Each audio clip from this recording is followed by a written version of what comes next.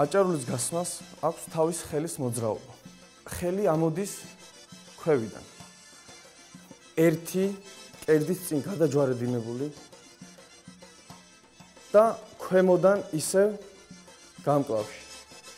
ორი. ერთი, ორი. ერთი. შემდეგ. ორი, ნახევარი ნაბიჯი. სამი და ფეხის ჩადგმა 4. 1 2 3 4. შემდეგ მარჯვენა ფეხი გადმოდის მარცხენა ფეხის წინ. ისევ ამ მდგომარეობაში. და მარცხენა ხელი შემოდის მკერდის წინ. 5 და ბრუნდებით საწყის მდგომარეობაში 6 1 2 3 4 5 6 7 8